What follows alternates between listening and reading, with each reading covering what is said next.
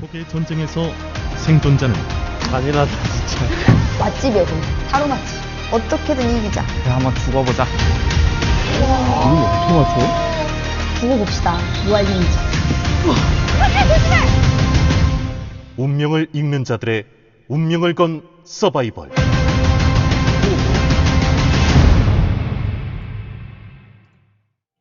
Hello everyone, my name is Moonrain and welcome to my channel. Today I'm trying something a little different. This video is about Tarot and Lenormand actually working in real situations and how different they are when you put them side to side to do a reading. The idea came from a show I was watching a couple of months ago back in February called Battle of the Fates. It's a reality show that features different types of Korean divination systems and the practitioners who practice them. Each challenge that they face is a little different, and I feel like it really tests how each system performs under each challenge. And some of the systems that were portrayed in the show is tarot cards, Lenormand cards, shamanism, foot reading, I Ching, and Saju. And Saju is like a form of Korean astrology. I'll show you a quick clip of the trailer here in case you haven't seen it yet. 자 여러분, 각자의 신을 불러오셔도 좋습니다. 저는 남들과 다르다 생각해요. 뭐 이거 칼이야? 사주의 어떤 강력함을 내가 우리나라의 최고가 될 거야. 어느 누가 들이대도 전 이길 So what 자신 있거든요. inspired me wasn't just the show itself, but what happened when I tried it for myself. So I picked my Lenormand deck and my tarot deck and created my own Battle of the Fates, but home edition. I took both the tarot and Lenormand and applied it to the same exact challenges. And then I just wanted to see how well they answered each question, whether they complemented each other, whether they opposed each other, which system worked better than the other for the type of questions. And I feel like the results were very different and not very consistent, but I'm gonna show you a couple of examples and kind of show you how I arrived at the answer towards the end as well. So let's start with the very first example. Alright, so let's start with the first example. And this type of example is quite a common challenge in the show where they give you a lineup of people and you have to figure out a certain characteristic, profession, or something about the person. So the challenge that we're doing today and comparing both Lenormand and Tarot is the question of 4 men in a lineup, and the question is who among the men won the lottery and who got struck by lightning. So when I was doing this at home, I would take 2 cards and each card or each column would represent 1 man. So the first 2 would be for the first guy. So here we're seeing scythe and woman, so not necessarily pertaining to what we're looking for. Here we have fish, which is money. So that could possibly be the person who won the lottery.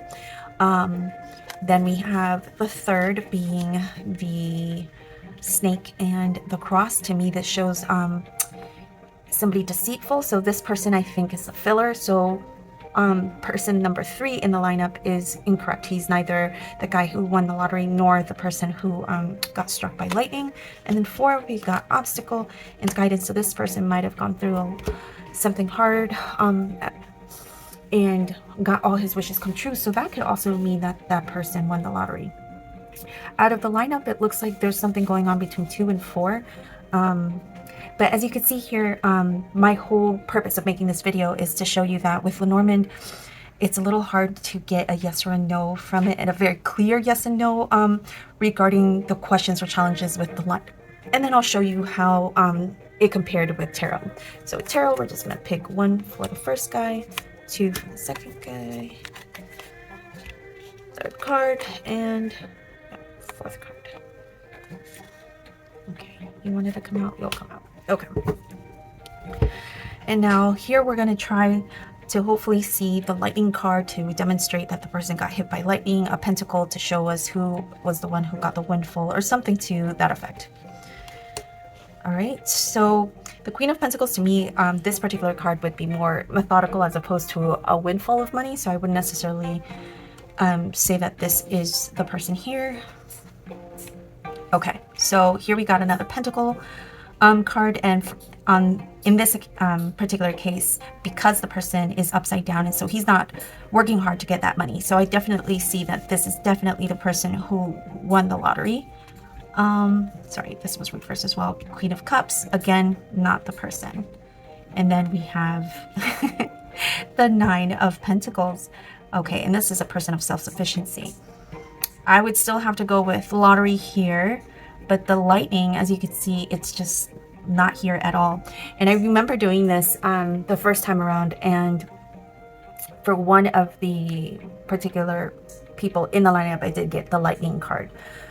So I was very amazed that tarot was really quick at determining, like, this is the person who was struck by lightning versus the person who won the lottery. However, in this case, I feel like they're pretty consistent. Both Lenormand and tarot, I feel, is telling me that the person number 2 is the one who won the lottery. Group 1 nor group 3 are the ones. Perhaps group 4, but I don't see anything that would necessarily give us clues that lightning, except for star does mean, at least in certain contexts, electricity. So if I were to just go by Lenormand, and if I were to just go by these particular cards just here as opposed to these, I would say money, electricity, 2 and 4. When it comes to the tarot, I could definitely see that this is the person who didn't have to work for the money, and this would be it. However, this is a close second. But to me, this is a person of self-sufficiency, so possibly that how to work hard in order to obtain where they're at. So that would be a little bit harder. As you can see, like with this challenge, it's a little bit harder to get very precise answers. Now we're going to do a different case altogether, and I'll show you how different these two systems are in that particular case. And I think you'll see a bigger discrepancy between the two in the next case. All right, so let's start in just a little bit. Okay, so this next challenge was to read a person who already passed away and figure out what happened. But before I begin, I just want to say that this reading is done with respect, and this is based on a challenge format, and I'm using it as a way to demonstrate how Lenormand works compared to tarot. Not to make light of anyone's passing or their life. The focus here is just understanding the system and how it reads a particular situation. And I'm going to walk you through exactly how I interpreted this spread and show you how I approach it. But before we break this down, I want to kind of give you a quick overview of the things that I look for prior to even starting the spread. Now, the very first thing I've always noticed when I'm reading a tableau is the very first line. I seem to always notice that the first line tells me the context of something. The next thing I always do is check where the significator is. The significator will tell me not only in its position, but it'll tell me like the immediate environment that's occurring at the time. Now, a few other things that I want to look for, because this is a person who has passed. I would be looking what's surrounding the coffin, what is surrounding the tree, because the tree tells me about the person's health. And the third would be the cross. The cross signals burden. In this particular deck, the cross kind of looks like a first aid cross. So I definitely use that for health readings as well, because of just the significance of the symbol itself. Now, the line of fate is kind of like what we call like the little bow tie, or the bow like ties everything together, not a bow tie, sorry about that. And in this particular deck, we have one extra card, and because of that reason, we always have one left over. Now, and it's very important to always consider the card that's left over, because it tells us something that's not true in regards to the particular instance, event, or reading in this case. So we will take that all into consideration. So just give me a moment while I flip all the cards.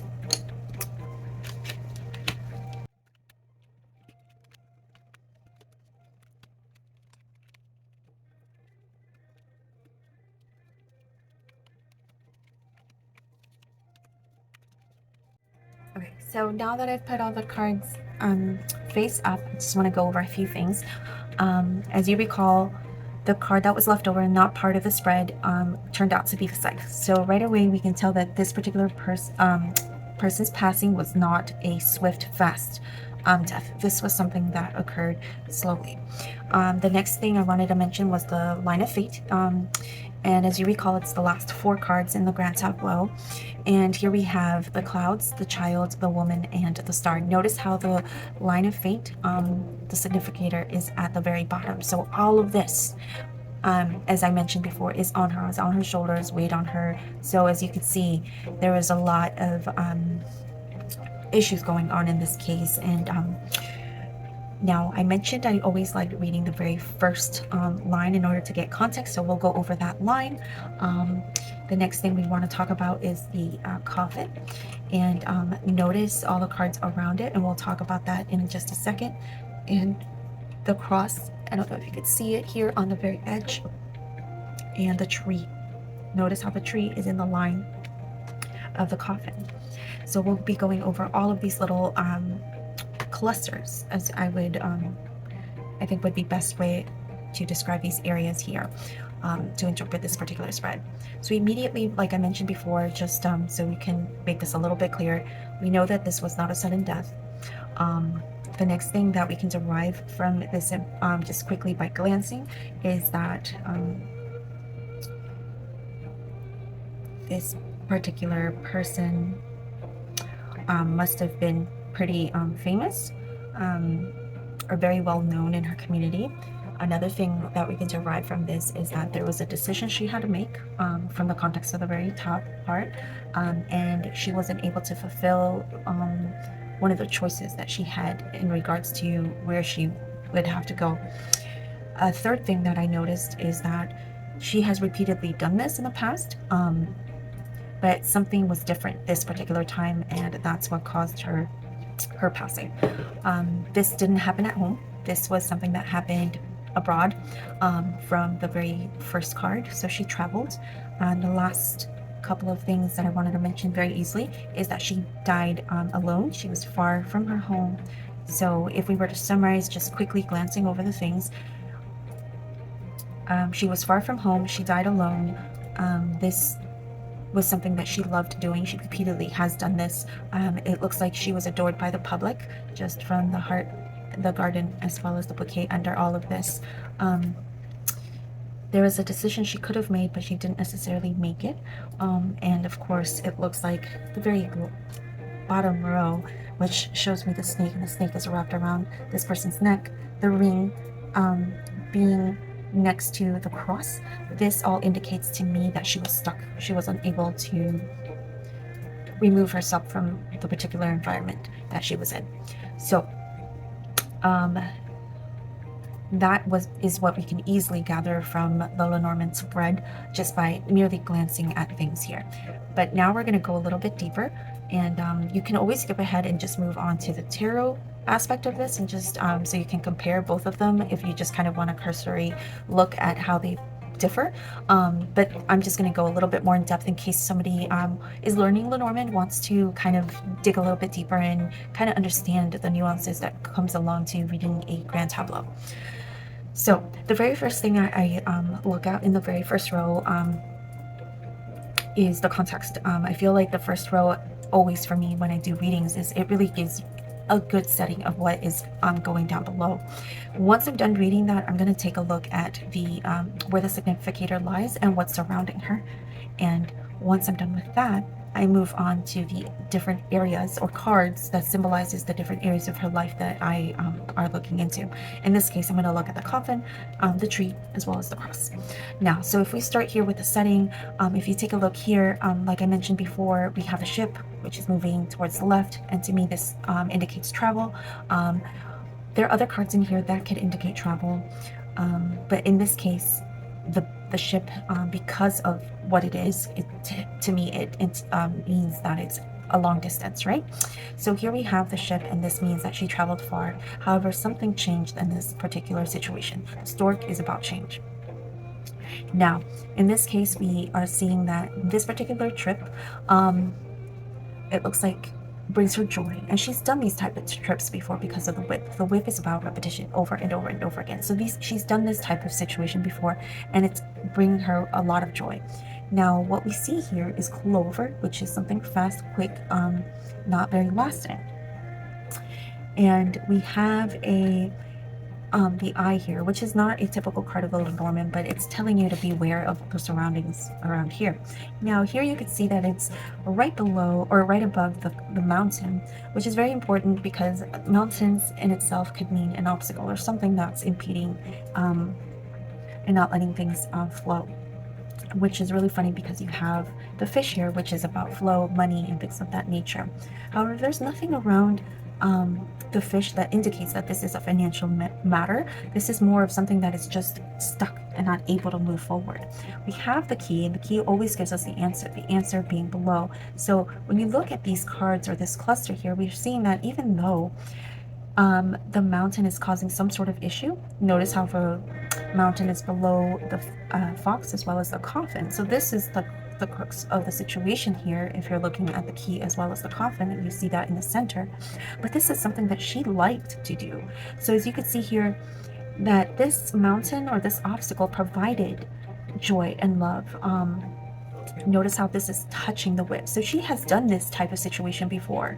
So this type of challenge. So to me, this shows that this might have been some sort of sport or something of that nature that she loved to do repeatedly, but for some reason, it just didn't work out in her situation. Now here we have at the very end a fork, right? A fork in the road where she had to make a decision, a quick decision here. Either go this way or go that way to help your situation. But as you can see, there's not a card next to the crossroads. So again, we're seeing that in this particular case, she wasn't able to get that other choice. She wasn't able to even enact change or act on it. Now, if we move on to the significator line, and like I mentioned before, this is at the very bottom, we see the woman. The woman has these two cards behind it. So you can see that there's some sort of confusion with the clouds and a child. So this is new. The child always signifies like a new beginning or something that's new. It could also mean immaturity or something that not necessarily like you're very well known for or know about. However, because of the fact that she has whip here and love here, it doesn't make sense why she would be considered immature in this particular case. This would be more of something where there's a little bit of confusion in this particularly new obstacle that she tried to do. And she was hopeful. However, it just didn't go her way. And if you were to look at where the placement is, you could see that she's below the bouquet and below the coffin, the heart, and the clover. So that's really interesting to see how that relates, and I'll go into that in just a little bit. And the child is below the moon, the tower, and the garden. Now here the cloud is below the serpent, and the card star is below the rats or the mice. So to me, it shows that even though she did have hope, it slowly was eroding. Now, when you're looking at a particular GT and you do have this person below the coffin, we can immediately surmise that this person did pass, specifically in this context, of course. So this is just an affirmation in that regard. We've already said that the star is which is signifying hope, like her hope was slowly eroding as time progressed. And then the child, which is like new beginning underneath the moon, shows like perhaps like there was an emotional component to all of this. Now, if we move on to the coffin, because I want to kind of get into these cluster of cards here, we're going to just talk about the cards on top and then the cards right on that line and right below it. Now, we touched upon the obstacle here and that she loved that kind of challenge, but we can also use the heart to explain to us about the garden. Garden is about a public place. So if we have heart and garden here, we're seeing that in regards to the public, right? That public place, she was loved, she was adored. So to me, this shows that either in her community or at least at large, she was a well-known person and loved. Now, in regards to the coffin and tower, here we're seeing that this person must have not must have died by herself. There was nobody around her. Now, the circumstances in regards to this, in regards to the challenge and her death, there was some sort of miscalculation. And the reason I say that is because the fox, typically in Lenormand, is thought of somebody who is very strategic, right? They're doing things in order to better themselves in some sort of situation, right? And not necessarily, and I think a negative aspect of the fox is more of like being selfish, right? Somebody who's trying to do their best to gain something and not really necessarily thinking of others, not in a harmful way, but it just in a way of just being selfish and thinking about oneself. In this case, because it's below the mountain, which is considered an obstacle, this is showing that maybe they're trying to be strategic about something, but it just didn't go the right way. Now, we talked about mice. Mice is about, in my last video, we talked about how mice is about dwindling, something that's slowly eroding as mice slowly takes food. And in this case, that because it was near the star, it showed that her hope was slowly eroding as time passed. So that's what we get out of this cluster here. Now, the bouquet could mean some sort of offers, sort of adulation, and things of that nature, which would further emphasize her public status here. The moon next to the tower card really shows or emphasizes the fact that she was alone. It might have also emphasizes that she was in a dark place, unable to see after some time. And that's what was slowly eroding her hope. Now, if we look at the tree and we look at all of the cards surrounding it, the card that I feel like really emphasizes how her health is, like what her health is, it looks like it's underneath the anchor. The anchor to me shows something that's kind of stuck, unable to move. So if whether she got stuck under something or where she's just incapable of moving. Now, that's also reinforced with the cross here, where we have the ring. The ring is in a different context, like a contract, a binding, something of that nature. So if we were to apply that in regards to health-wise, I would say that she was stuck somewhere. Something happened in that regard. So, of course, we can go over every little nook and cranny in regards to the grand tableau, but that is most of the stuff that you can derive. And one of the best things you can do in regards to a grand tableau is to look at the coffin card in this particular context. Had this been a love reading, I would look at the house underneath the heart. But in this case, we're looking at the house underneath the coffin, which actually turns out to be the mountain.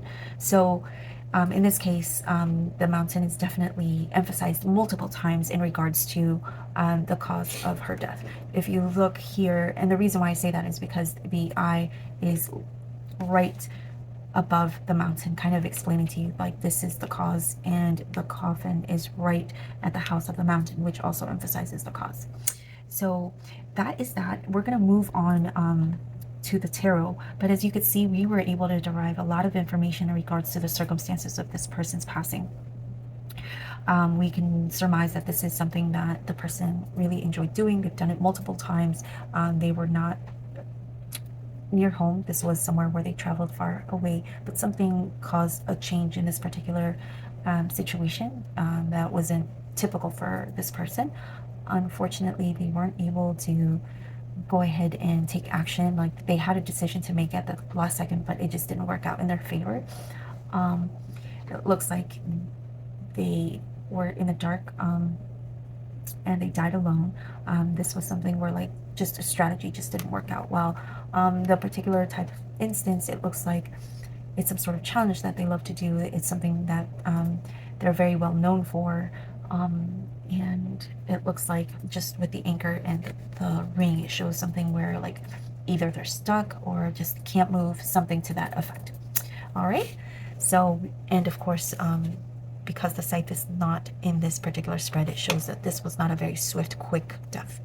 And we'll move on to the tarot so you could take a look at how that differs in regards to how it answers the question and what kind of context it gives.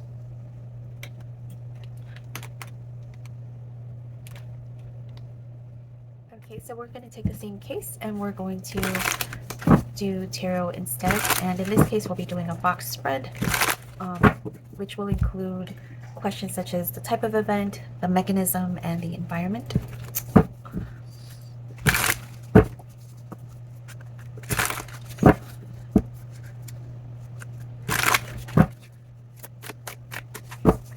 what caused the event.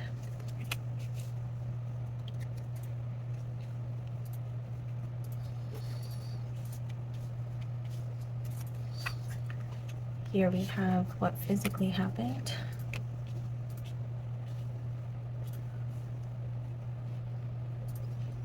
And the environment or setting, the circumstances, conditions that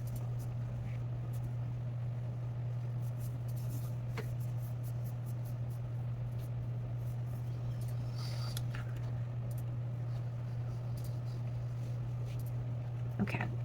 So here we have in the center of the first question, which is the type of event, the category. Typically when we look at this type of question, specifically in the context of somebody passing, we're going to decide whether this is more of like an illness, an accident, or interpersonal, whether there's like violence involved, another person, something to that effect. Now, considering that this person is away from the others, I wouldn't necessarily consider this interpersonal. This is more of possible internal or external in its aspect. Now here we have the Ace of Cups, which really brings in the emotional aspect of this particular situation.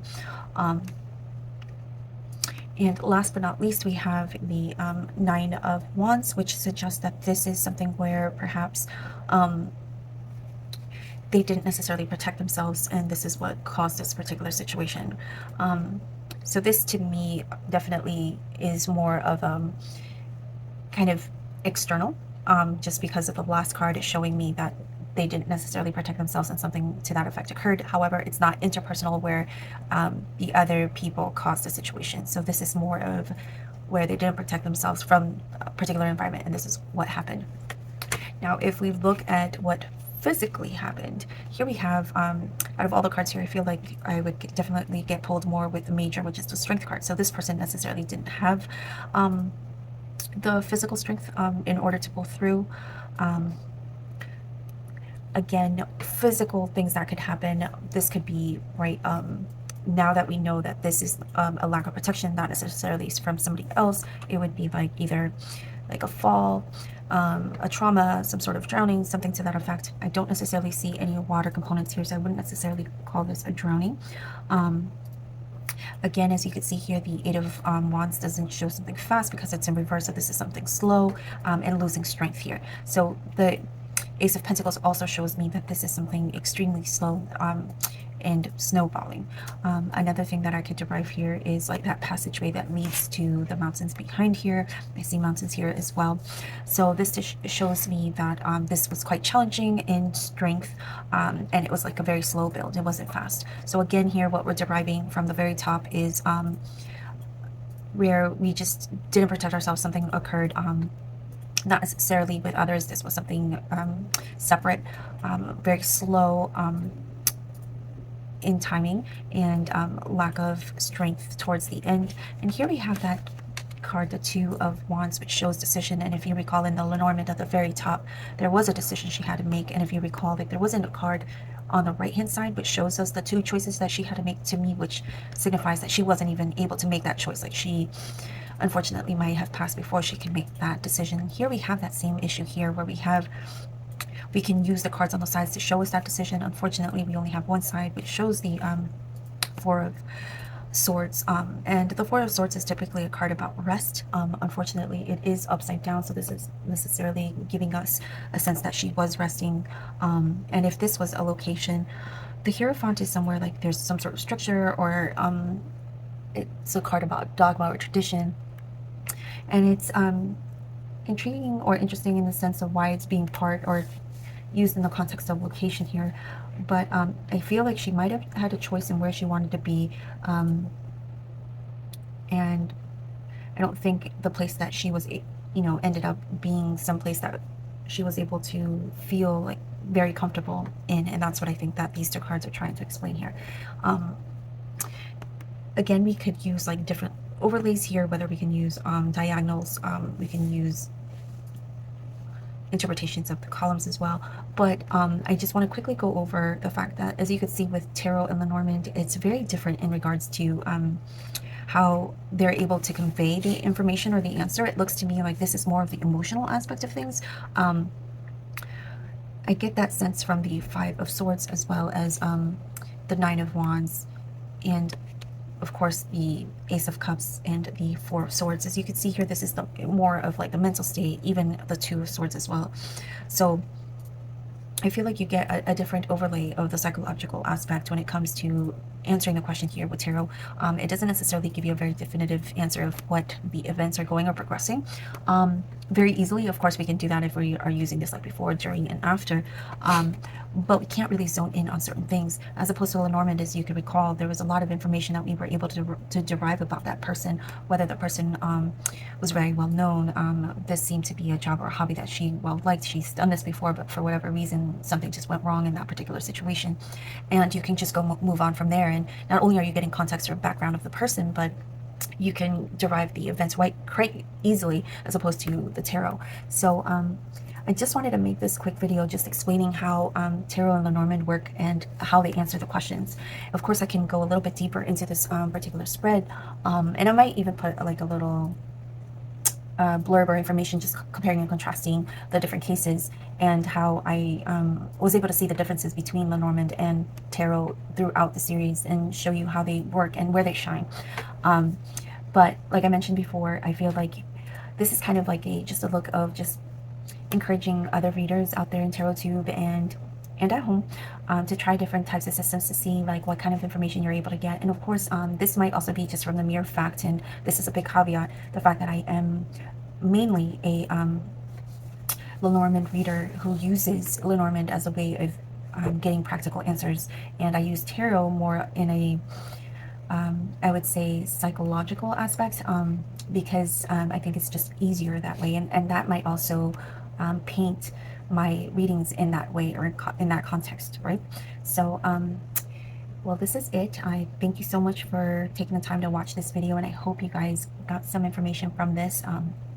I'm hoping to make some more videos in regards to how to read Lenormand as well as geomancy, and I've already tried a little bit with geomancy, but I think I'm gonna have to redo those videos to make it a little bit more simpler.